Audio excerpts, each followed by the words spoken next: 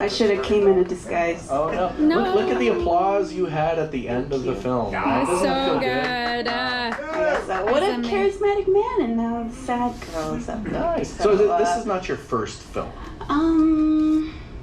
I want to say it's my first professional film, Okay. and by professional I mean I just put credits at the end. But yeah, I've been making things here and there, but definitely a lot more work and thought went into this one because I'm trying to show off in front of my classmates. Yeah. But Well, it's visual poetry. is to think of doing anything else. Spotlights on achieving things in your youth when my youth has been spent just surviving. They were born the same year as you. Like, do you write the words first before you started filming? Yeah, I wrote the poem sort of as like kind of to just get it out of my system because I was going through like a lot of shit in my program and I was just like really feeling not good, like lots of comparison to everyone else. Yes. And then it came time to do our final project and I was like, I don't really know what I'm gonna do. So then I seen the poem and I just kept seeing things for it, like shots in my head and like, oh, I think I should do something like really moody and maybe something with a piano or something. Well, this is the place to do it. Like visual representations of your ideas and your words. It's I love that stuff. You were filming yourself, but there was one tracking shot. But was it on a tripod for most of the time? Yeah, I was on a tripod mostly and then kind of just like holding it as Were you still alone as when you it was on a can. tripod? I was mostly like, I employed the use of my my film hand, which is my younger sister. I'm sure we can all relate to having siblings film us, but yeah, I'm an orphan. Thanks for bringing that up. Oh my God! No. But yeah. It was good. It was a good experience. Are you excited to do more? Yes, definitely. Like, I'm sure like everyone that makes a film doesn't, well, I don't know, the people that beat ourselves up, I suppose, they don't think it's that great, and then as soon as you hear the applause or people saying like, oh, I really resonated with what you said, or I really like that shot, or whatever. So it's That's very true, and you look back and you're never going to be happy. As soon as the film leaves your hands, it doesn't belong to you anymore. It belongs to everyone else. So it always resonates with people. We're sharing moments and things. How did you record your voice? Actually, well, because this film I made was actually for the final project in my class at Algonquin. They gave us a bunch of equipment at the beginning of the year, so it was a microphone. I forget what it's called, honestly. I'm not No, really it's good okay. at, Did you record it in your closet to get like a really good sound? Oh, yeah, I was like under a blanket in my room. See, there you go. There you go. Tricks and secrets and things like that. Let's go straight to questions. Yeah, sure. Yeah. Any questions, Stephanie? So do you have a lot of poems that you now want to put to film? Yeah, I have like 500 notes in my notes app, so they're not all poems. Some of them are just like literally 2 words or like 5 sentences, but But they could stir ideas to make. exactly. What we're hearing is we want to see more. Yeah, they're all gonna be sad, maybe. No, that's okay. It's Dude, okay. have we met? Have you met Vincent? Have you met Vincent? We were sad. Delaney. Have you considered collaborating with people to bring your mood and things into something else? Definitely, I think, because I really am into collaborating with people because I get inspired constantly. Like, even just watching those films, you know, I see a lot of things. I'm like, I'm gonna steal that. Yeah, absolutely. So, yeah, collaboration would be cool. Yeah, it's a good crowd. Oh, Sean. Yeah, I want to say, it's just a comment, I want to say that you really did a good job at putting the artist mentality into your film. I mean, you got a room full of artists right here. I'm sure many of us can relate to every single word that was said in this. So, good job on that. Amazing. Yeah, I'm telling you. Natalie, yes, Natalie. I love the diversity of the images in your film. There's so many. It looked like, I don't know, watching a dream almost, you know, like, and the one scene that struck me the most, because I do that too, I do poems to film, and that's how I started, but it's the image of like the shadow, the 2 shadows, and it goes on for a bit. What is the significance of that symbol for the film? and how did you film it so well? Because it's not easy. Was it like the shot of the sidewalk? Yeah, that one. Yeah. I really wish I had like a deep answer for this, but I really don't. You don't have It's just kind of like It's a stepping out shot. of yourself and seeing yourself move through life, Represents- unable to like follow. Just bullshit, man. This is like really down to the wire. This thing, I was like shooting it to the like the very last So it was a filler second. shot. So, yeah, But the thing basically, is, the reason you chose that, subconsciously, there's an emotional truth behind it, Yeah. and you don't need to put words to it. Yeah, it doesn't have to. It exists, and it's real, and it makes sense to And- everyone. It struck me. It was good. It was really beautiful. I love it. And we all go through imposter syndrome. where Yes, we're- yes. We're not alone, girl. Yeah. 100%. Oh, dude, we have no idea what we're doing. Anyone who says otherwise is full of shit or is trying to sell you something. I'm just you were filming yourself. And you mentioned that when you posted the clips from last Here, month. I'll get in the light It there is so I a look pretty. real, There we go. it's a real you go. bitch filming yourself.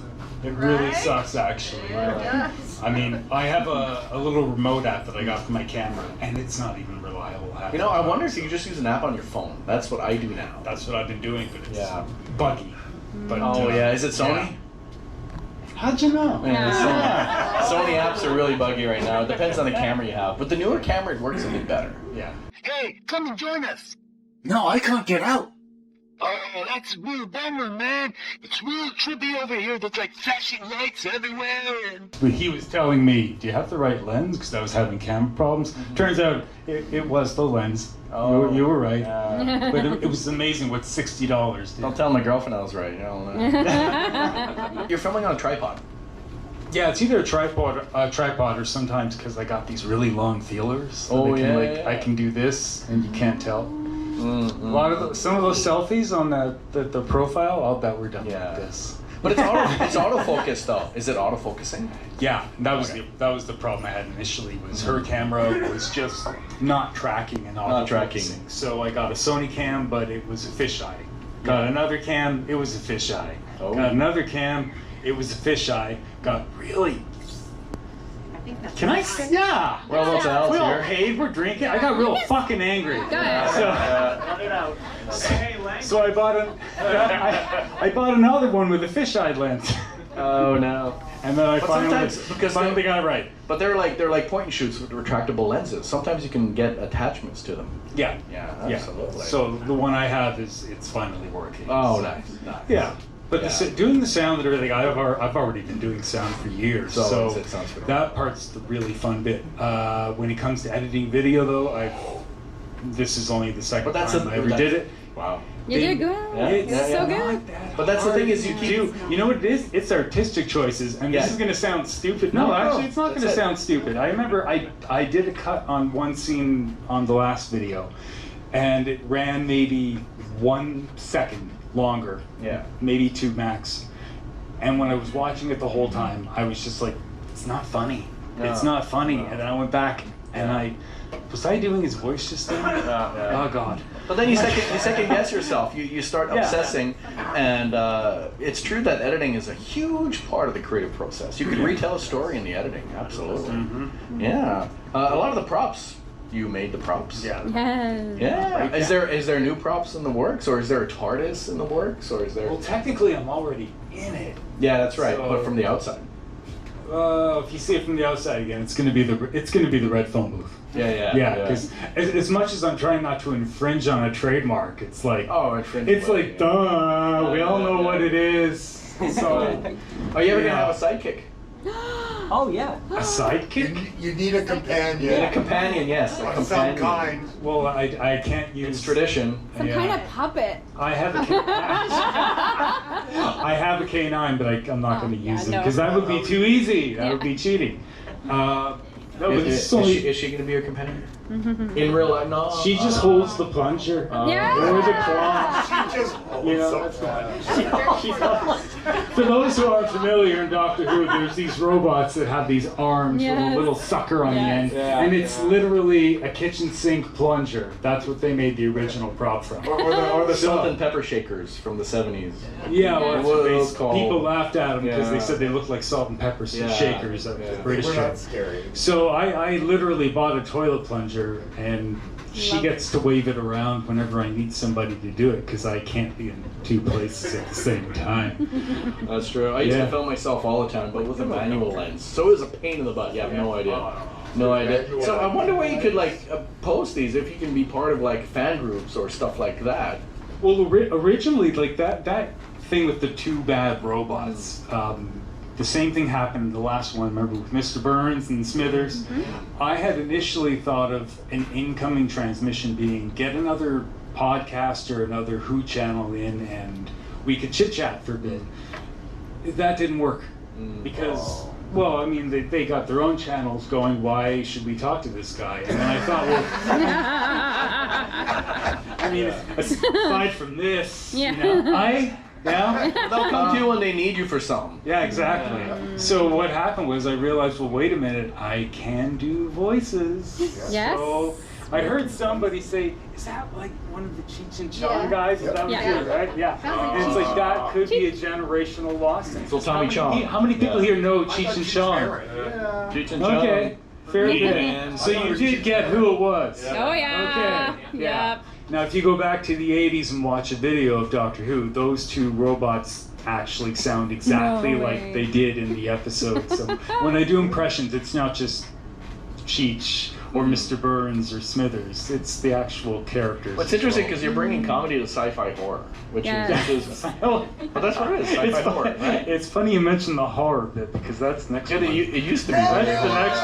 Yeah. Woo! I love it. I love it. Let's go to questions. Let's go to questions. Yes. Any questions? Anyone in the audience? Could be anything. Thank you. All the way in the back there. Gentleman in the center. Yes, Dennis. Oh, Dennis, I can't see. I'm not that familiar with Doctor Who, but I just wanted to ask you what your thoughts were on life on other planets. Oh.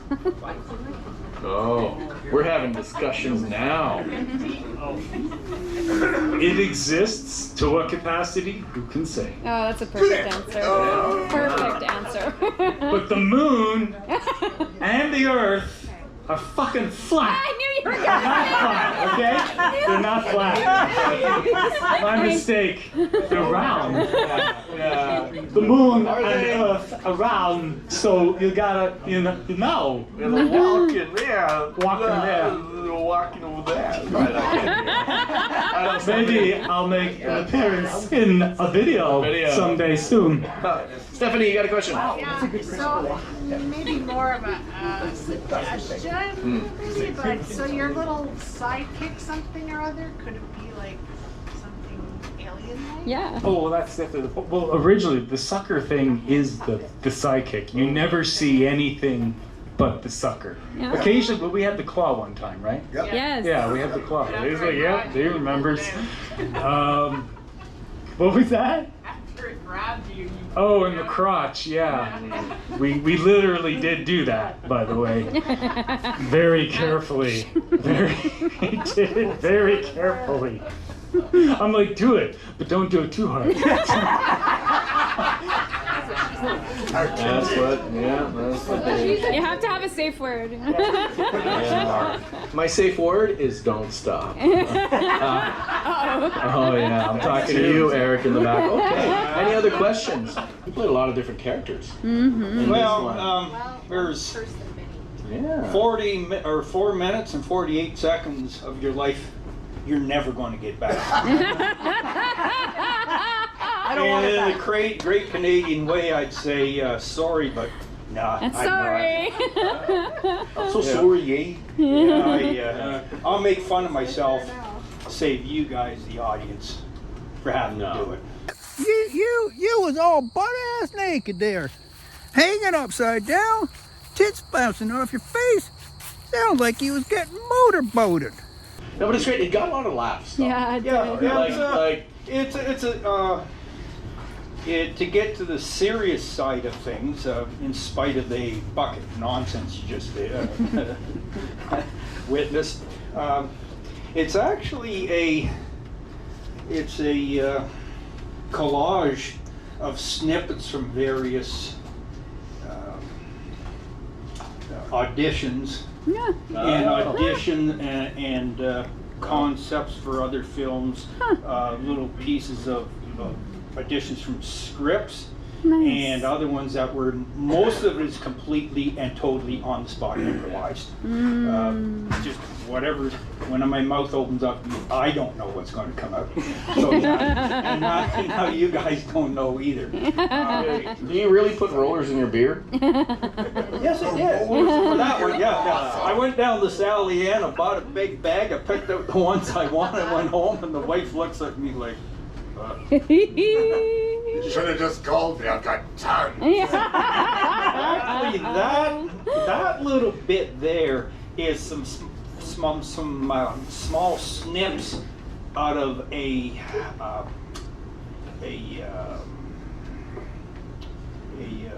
script that I've written for a longer version of that. Oh, Nice. And it's a takeoff from a skit from a long-running Canadian comedy show.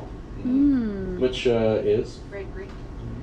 22 minutes. Oh, yeah. Oh. But this one goes a little deeper and a little farther and a little more far-fetched. There's what was some of the others there? When I'm rolling around the ground, you tried to kill me.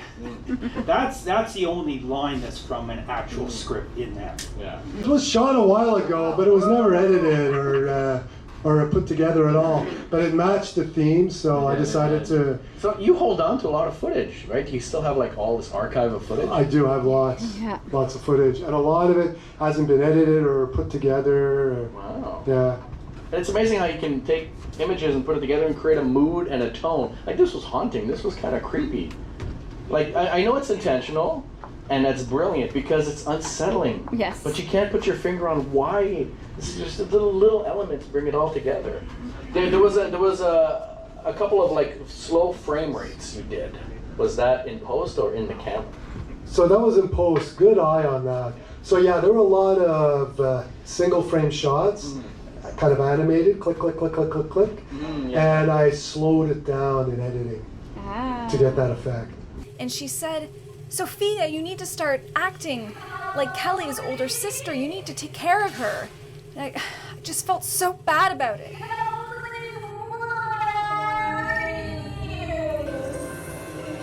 Because sometimes you work with a camera where you can't really see through the viewfinder, right?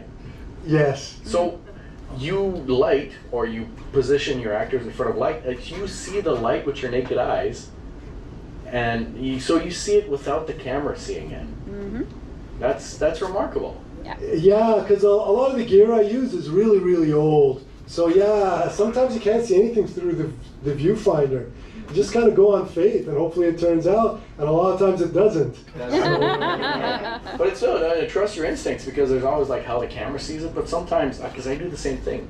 So when I light a scene, I just step back and I look at it, because I know my exposure, I know my camera, I know what it's going to look like. After a while, you just know. You just trust the light. Yeah. That's it, yeah. But we had a lot of fun, and she really did a great job exaggerating the character. And yeah, it was like a good time. We just took about 2 or 3 hours. Wow. It was fun. You're going to love the theme reveal, by the way. Let's go to questions, Stephanie. First of all, let me just say you're very debonair as always. Thank you, I appreciate it. Oh, no, man.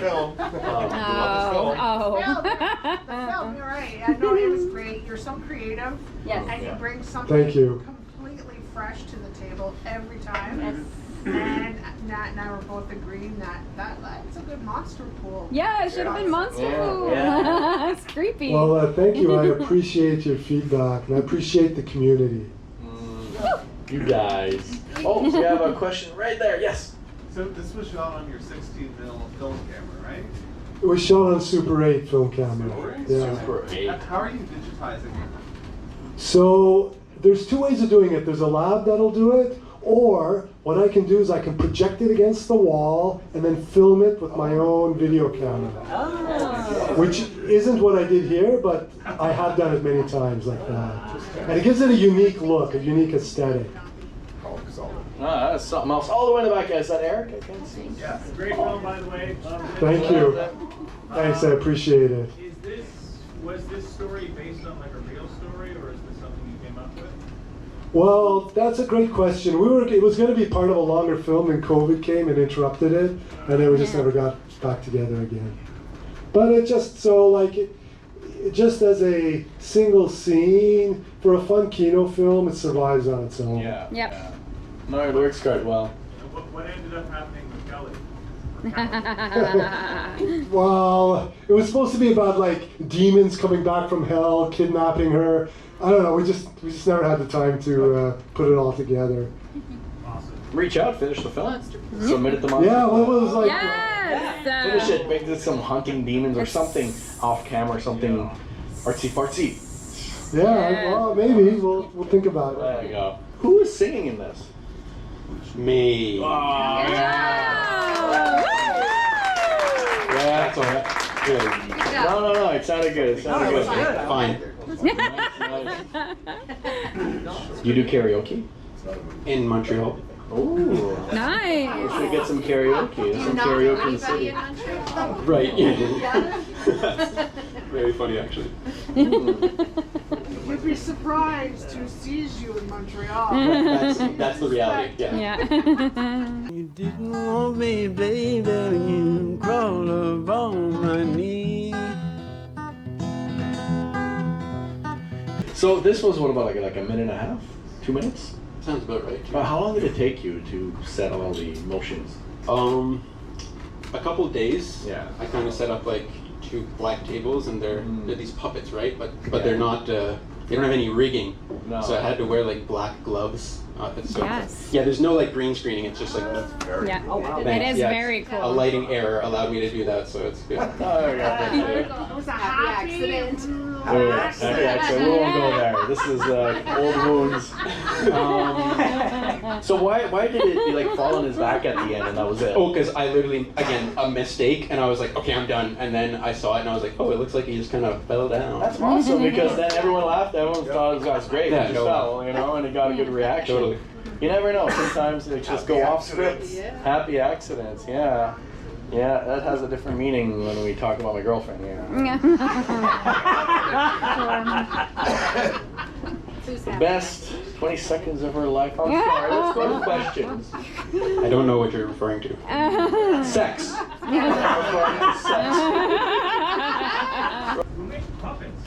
Yeah, that's what I was thinking. Who made them? Yeah. I did. Oh wow.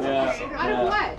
Thank you. Yeah, they're so the hands and the heads and stuff is like polymer clay with and then doll clothes, but like I'm pretty sure I put like doll eyelashes on these ones. Yes. And then like a lot of stuff gets sealed with cyanoacrylate, and I also use that to stick the stuff together. Wow. And that's amazing. How big was it? How big was the? Oh, that's a good question. So I think they're like. Okay. Oh, so really little. They're rather tiny actually. Yeah. Well, the other the one with the head kind of large in the background is slightly larger, but yeah, they're not terribly big. Cool. Did you ever do puppets on people you know? Yeah, this is just an Based on amalgamation people of you know. everyone's face that I've ever seen. So one is safe. So you make a puppet. Sure. Make a Vince puppet. Sure. I love it. Stephanie, you had a question? Yeah, I'm going to take you back to music. Okay. Since you said not to. Good. Do you write your own music as well? I do. Oh my God. I write my own stuff. I've always written my own stuff for a long time, and yeah, I'll admit I do pride myself on that. And, nice. Yeah. As you should. Yeah. Keep bringing it. Those are the words. That's your melody. That's wow. That's No, but that one is somebody else's. Whose is that? That's a T-Bone Walker song, and I changed like a few lyrics. Yeah, I admit that. But like, when I write my own songs, that's not what I consider writing my own songs. I write them. So this is wait. Your 4th Kino Dan Bélanger film. That's correct. Okay, let's go stand in the light. Because let's go over there.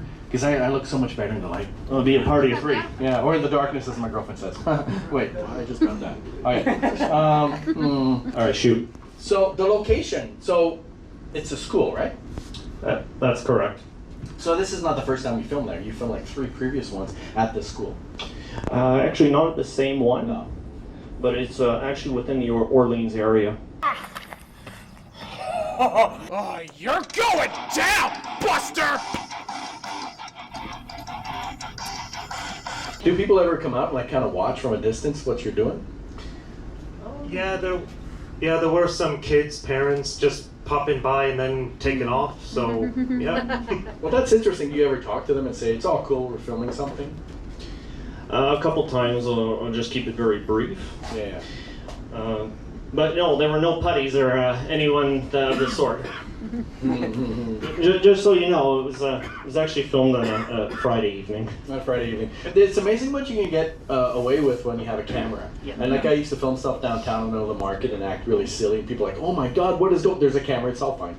You know, so it's yeah. So the choreography. So who did the choreography?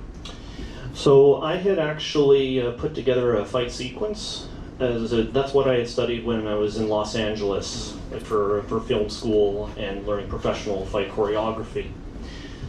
Austin here, as one of my castmates, had helped out. And then Emmanuel, as you all may know. He's not here tonight. Yeah. He's always here. He's always He's a filmmaker too. Yeah, unfortunately, he couldn't make it due to he said he had another commitment. Aw. But yeah. Where's that unfriend button on Facebook? Oh no! Fuck! I'm gonna send us this femur bill. Fuck you, Emmanuel. I'm kidding. What have I got myself into? I'm kidding. It's all. I'm just teasing. But it happens. Yeah. So basically, what I was taught by my instructor Calvert, he's the owner and operator of Final Conflict Karate.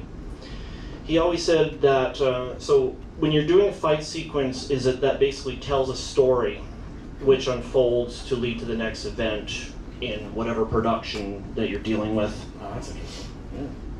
Yeah. Oh, what was the difficulties you face when you do these choreographed scenes? Like any things that are frustrating? They're just like, it's not working, or it's... What do you think, Austin? Well, nobody got a accidental backlash to the jaw this time. Oh, that happened last time. That's right. Yes. Oh. I know. You didn't use that clip last time because that was real, right? Well, I mean, it was more rehearsal, but everyone's a critic. No. Any actual challenges? Not really. And you're editing this together yourself?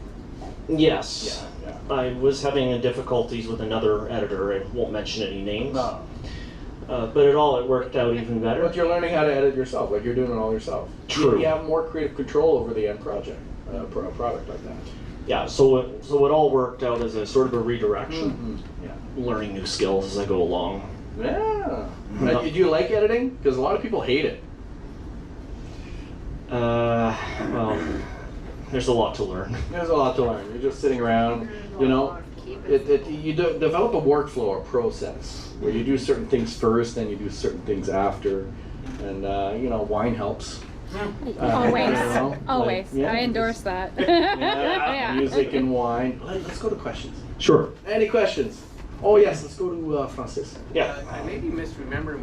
Were you a bully in one of the previous videos? I was actually the bad guy in the last film.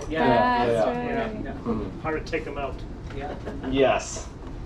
Yeah. Villains, enemies become friends. Yeah. Yeah. So basically, the idea is that when you have, say, a villain, whoever it may be, is you may see that in certain productions like movies or TV shows where they're evil in one episode, but then they get defeated and they turn good. Yeah. Yeah, like life. Yeah. Okay, next. Yeah, Stephanie. Oh, So, Stephanie. So how many Avengers are you looking to recruit for your Oh. Well, that just might remain a mystery for now. But one more thing is just when you mentioned something about being challenging.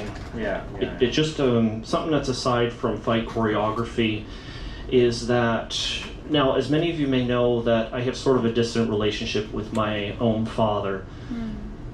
Can everyone agree that family doesn't have to be blood related? Yes. Yes. Yeah. 100%. Yep. But I just want to give a shout out to my own father, wherever he may be, whether he's in Georgia or Cumberland, that the best advice you ever gave me was participate. Thank you very much, Pa. Oh, wow. We got to end on those words. That's amazing. Thank you, Dan. I recognize this location. This was like next to the Champlain Bridge. Was it Bait Island? Yeah. Oh yeah, I got a story about Bait Island. We'll go to it. Ooh. But it's a pervy one. We'll talk about it next time. Oh. I want to know. I wasn't a pervert. I was perverted on. I was perverted on. You were there, Eric. Yes, that's how I know it's live. Oh, So, what was the challenges of filming at Bait Island? Was there people walking? I saw there was a car backing up in one of the scenes. What sound would be my biggest concern? So you're from Iqaluit? Did you just call my hometown many asswipes? Oh no, that's not what I was. I think the only challenge that we had was that we were filming ourselves. We didn't have many people going in and out, so it wasn't too bad. And the other challenge, not a challenge, but surprising thing was that there's a groundhog running towards us, and there was Dan right next to where we were. I was surprised on that. I should have turned the camera on the groundhog. It's part of the film. But we were supposed to have another actress to play with. It was a last minute, like the same day. Yeah. She decided not to be in it, and I had to step in, and I was going to film, but I ended up playing the other character. And I was talking to you earlier, like you want to get back into acting. But you also want to film. Yeah. So I was like, I understand. I do that to myself sometimes too. No, it's a lot of fun. I love, especially in the film, how at first it seems like a serious conversation, but it's friendly. It's having a conversation about it as opposed to confrontation about it. Yeah. The last few films that I've done, they're like more educational, like just trying to educate the proper ways of saying the Inuit history and that kind of stuff, and that was the idea of this. Like many people can't say Iqaluit properly, and people make fun of like when you say Iqaluit, that means that many have asswipes, that you're That's all. It's different. So it's a different meaning. Yeah. Iqaluit means place of many fish. And when people say Iqaluit, it's something else. Oh, well, thanks for sharing this. And we post the discussions online, and we hope people watch them because last month you guys had a really amazing conversation, and I tried to preserve as much of that as I could. I hope you got a chance to see it. It's please watch it. It's the July discussions of Kino. There's a lot going on there. But what spurred it on? Like what all of a sudden triggered it? Like I need to talk about this. I mean, I grew up having to educate my teachers to say my name properly. Many people. Am I saying it right? Iqaluit. Yeah. Iqaluit. And I think that's one of the reasons. Like I had to educate my teachers to say my name properly throughout my when I was going to school. Yeah. And my idea has been just to educate about Inuit and what we've had gone through. And my first short film was more very personal than educating educational video. Yeah, it's a fine line between because we're upset, we're angry sometimes because your past I don't understand, you don't understand my past. So we come at it from anger sometimes, but that just alienates us from one another. It's having conversations, and yeah, you're right. And I always say that making films and watching films, it's a conversational starter. Yeah. You film something, somebody watches it, and they're going to be talking about it. And we're on stage here right now, yeah. That character and that I was playing, it does mean something to me because I too am of Inuit descent, but obviously I grew up with my dad who is not of Inuit descent. So, playing a character who is struggling to pronounce a word the same way that I've been trying to learn words my whole life, that's what that character meant to me. So I'm glad that I really thought of me for that role. And yeah. Do you sometimes feel like an imposter? That's a huge win. it's a deep one. I don't know. I'm not sure. I think all I can say is I'm proud to be of my culture, you know, and I try to expand my knowledge in my own culture, and so what I want to do as of right now is, you know, solely work on, you know, Indigenous, specifically Inuit media. That's what I want to do with myself, so I'm glad to. Are you happy with the reaction it got? Yeah, I feel very good about that. All the way through, they were just laughing at your characters. Where does this idea come from? What is this? Real experience. Really? Both, like, not just being the third wheel, I've also been the people who keep, like, being set up for inside jokes, and yeah, and I just wanted to tell all that side. It was fun playing different characters. Well, actually, this was a script I wrote like 2 years ago for like a sketch, but it was on my old Google Doc account, and I recently rediscovered it, and I'm like, oh, I should make this. Why is he such a grumpy fish? That's why we sing the Grumpy Fish song. And you filmed it yourself, like after about. Now here's an interesting question: like, you have to play opposite yourself. Like, how do you fix? Like, how does the timing work? Because sometimes when we work with actors, they're like, feed me. Yeah, you go through your lines so I can react to it. You're reacting to someone who's not there. Yeah, I had the script open on my laptop, and I would just like go. I'll get into character right now. Say the line a few times, and then just keep going, and then change clothes, change hats. Because that's not easy to keep that energy going. Like, no. You know? Wow. Oh, that was really well done. What the hell did I write here?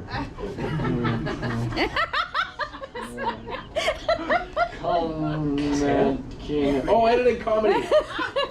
So editing comedy is not easy. People think comedy is easy. It's not easy.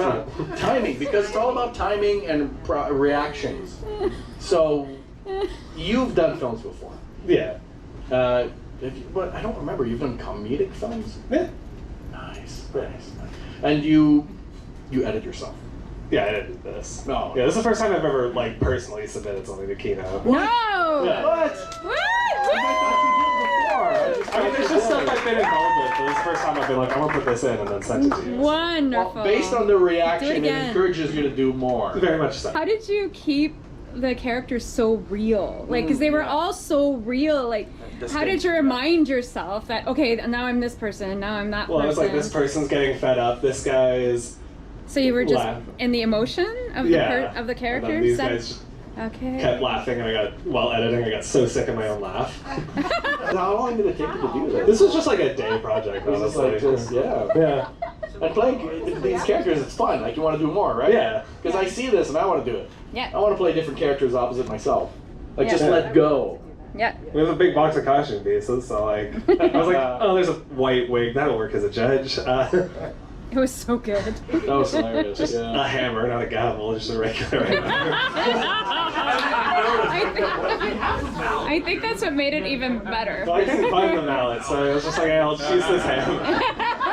But props aside, it's the acting that sells it. It's the acting at this point that really nails it. Thank you so much, David Murphy. Thank you so much for coming on stage. Scooby keeps looking on camera. Is there something on the camera that makes No, Scooby does what Scooby wants, and the camera is where the camera is. I get what I get, and I hope for the best. So you probably seeing her movement in the camera as she moves. Oh, that's true. Possibly, but it's usually facing the other way, so he just sees the blank. Like. Yeah, the back of the camera. Like, he doesn't see the screen per se. I do if I'm filming me. But he doesn't. He used to avoid the shape of the camera, just in general. Like, you pull the camera out, you'd be like, I'm looking over here, and he wouldn't go anywhere. And you put the camera away, you'd be like, oh, okay, and then he'd come back and look at you again. So somewhere along the lines, I'm sure people have recorded him in a way that he did not enjoy. Whereas I just try to go, okay, it's here, you do your thing, and I'll capture whatever you're capturing. And I try to get things specific from him. Not possible. But sometimes in the middle of the night, he will just start rolling around in his sleep and making sound. And by the time I get the camera out, it's over. And I want that so bad. I know. This is funny. I'm gonna get you, you know. Happy accidents, yes. Well, rolling around in bed making sounds, and by the time you knew it was over. Have you been talking to my girlfriend? No, but she did send me some ideas. Yeah, though, some ideas. Yeah, that's not. But I understand. I used to be a pet photographer for like a long time, and my experience with dogs and a camera is sometimes they think it's an eye. That does make a lot of sense. It really does. Cats don't give a fuck, but dogs are like, what? But Scooby is more like a cat than a dog. He's like a cat in a dog suit more than he is a dog. So you stayed up all night editing. I stayed up 2 nights trying to get that done. Not because of specifically that, but because of all the other complications of me having to do this when I have other projects on there and no space to work with. And I keep crashing the system just trying to break it down, going, okay, well, I'm just going to render this much of it. And then everything comes crashing down going, okay, I'm going to render this much of it. And then I do it, and then I do some editing, and then I clear off anything I don't need, going, okay, now I have a little more space. And then I start doing a bit more, and then I can get more and more done. So eventually I can finish it, but I didn't take the time to try and put on credits or anything else that was going to cause any future problems. I just sent it off to you. And you're editing without being able to listen to it as you're editing. Yeah, I really can't hear anything properly, which is why sometimes my voice is louder than it's meant to be. Scooby's a little quieter. Some things are a little more muddled than it sounds to me when I'm working on it. Some things are really bad there and much clearer here. So it's really a hit and miss. Well, before I screen them, I'll be honest, sometimes some films are in rough shape, so I try to fix them, the audio, the best I can. Oh, well, that's so awesome. I chop some parts and I raise the volume, chop others, put them down. That's what I try to do. It's just not working the way I want it to, but yeah. I got you, because I want people to have a good experience here, so I make sure the films are good. So, thank you, we appreciate that. Well, let's go straight to questions. Me and Ben switched bodies, and I was the director, and he was the DP. Nice. Awesome. Yay. I love it. Was this green screen? No, it was at a real location at the Bronson Center. Oh, you went to the Bronson Center. Was it like a room or? Yeah, it was like a back room. Yeah, it was the peeing room. That's right. How did you get the shadow of the blinds on her Oh my god, I had the same question. Yeah, no, that's a really good question. I feel like the secret to good noir is light and shadow. Light and shadow. So if you can't bring blinds with you, maybe you can alter the light to make it look like there's blinds on there. So it's just like a light that's up with a little filter on it that gives it that blind effect. And the filter was really small, little horizontal lines. It's fake. Movies are fake, everyone. It's too late for you to save things, though. Once the dust settles and the city finally collapses under its own weight, you'll remember this moment. And you'll wish you had the courage to do what I've done. Why is she the only one in color? It's a good question. There's red. Yeah.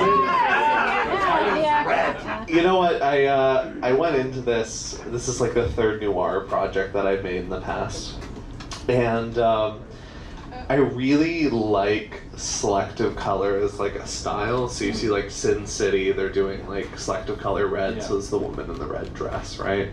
And so that was something I really wanted to emulate, but also kind of make it my own a little bit. It's one of those things that's been done so many times, it's not really original, but I'm you know what, I want to try it. Yeah. So, there's definitely some stylization there. Yeah, you're right. They say it's been told before, but it hasn't been told by... Yeah. And I haven't done the Colin-Zeraldo Sin City version yet, so there you go. Nice. I got Roger Rabbit vibes. Okay. Yeah, that's pretty good. Jessica Rabbit. Jessica Rabbit, yeah. Wow. I had a poster for another story. Did you boss this guy around? I don't know, did I? Yeah. So I have a question for Ben. So since I was the director this time, how did it feel being the director of photography? Oh, well, Colin was yelling a lot. He was throwing things at me. There were some threats. My family got involved. No, it was an interesting... this is a very interesting transition because the last noir film we did together, was, well, it was co-direction, but it was really like written by me with kind of a visual authorship from Colin. And this one was basically like almost, because the process we had done for the last one was Colin had made kind of some visual references for like a more straightforward detective story, and then I was kind of like, I'm feeling emo this month, so I'm gonna make something else. We kept kind of the detective elements, but we made it really about the writer trying to tell a detective story. And so this was the original vision that Colin had. So getting to really execute that, so that was a lot of fun. We also had a really good crew on this because we worked with our pop-up film school, which we did for the second time in July. So that was really fun, getting to work with like a variety of young filmmakers up and coming who were all, you know, stepping into different roles. So I was talking about cinematography though, right? Yes. Used to working like DP, producer, like crew, but actually like, I don't know, being like the creative lead, that's different for me, and that's cool. And I really got to thank Ben for kind of like getting me there, because I really supported him, and now he's really supporting me, and I really appreciate it. My biggest advice for video editing is patience, and it's patience with software, it's patience with the footage, and you know what? There's a lot of happy accidents that can lead you to like a really good film, and so it's just like leaning into it and just going with what the universe is like giving you. Yeah, don't. You're filming yourself. Don't fixate. So sometimes, as you like the way you look in this because you don't look fat, you're going to keep that even though it doesn't serve the story. Get over your image. Also, as a cinematographer, this shot is lit better, it looks better, you're going to keep this in, it doesn't serve the story. Kill your baby. Get rid of it. Make those choices because no one sees what you see and no one cares. Yeah, 100%. Do it for the sake of the story. And letting go of that is hard. Seeing it through different eyes. YouTube tutorials also really help, so. Absolutely. Thanks so much for coming on stage, guys. Thank you. Thank you.